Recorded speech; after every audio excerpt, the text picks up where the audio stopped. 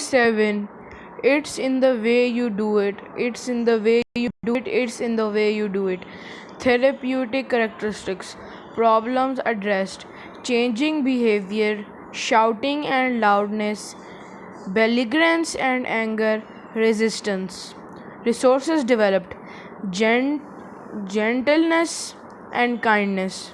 Outcome offered. Change achieved through kindness.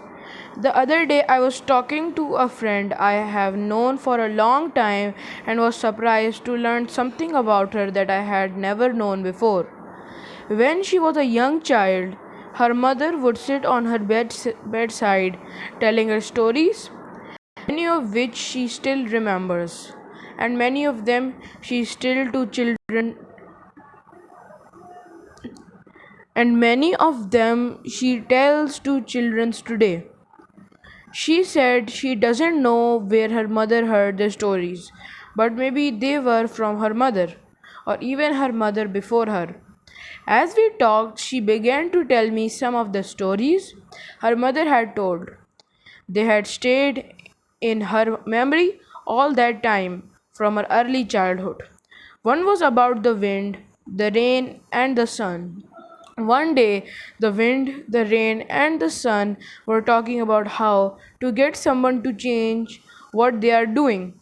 Sometimes it can be a big problem if you're doing things you don't really want to be doing, or doing things that are not helpful for you or others.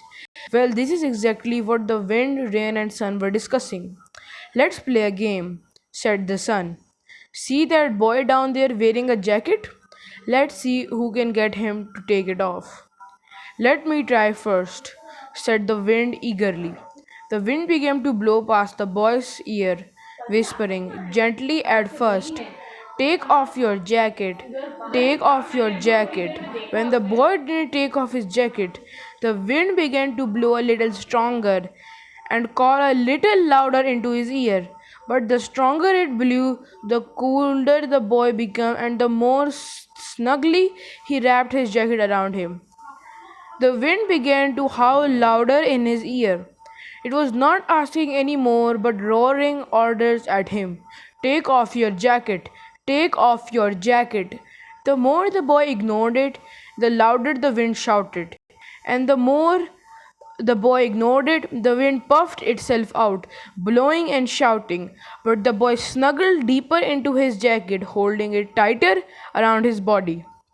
Here, give me a go, called the rain. Obviously, what you are doing isn't working. There is no point screaming at him because the more you do, the more he holds his jacket closer. The rain began to do what it did best. It started to drizzle softly, calling as it dripped past the boy's ears. Take off your jacket. Take off your jacket. But instead, the boy pulled the hood up over his head and zipped up the jacket to seal his body from the rain. Frustrated, the rain was determined not to give up. It seemed to forget the good advice it had given to the wind. If he won't listen to me, I'll beat him into taking his jacket off, said the rain. Angrily, and with that began to pour heavily raindrops pelted against the boy.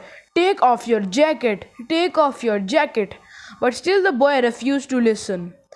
The rain turned into hail and lashed at him angrily, shouting at him to take off his jacket. Instead, the boy tried to cover every part of him that the jacket could hide and looked around searching for shelter. It must be my turn, said the sun quietly. Without speaking a word, it started to shine down, drying the boy and his jacket. The sun began to case the boy in warmth, just gradually raising the temperature of the air without making it too hot. At first, the boy slipped back the hood. As the sun continues to gently warm the day, the boy undid the zipper of his jacket.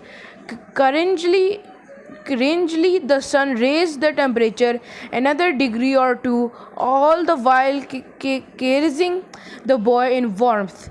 So that wasn't long before the boy slipped out of his jacket altogether to enjoy the comfortable warmth of the sunshine. Thank you.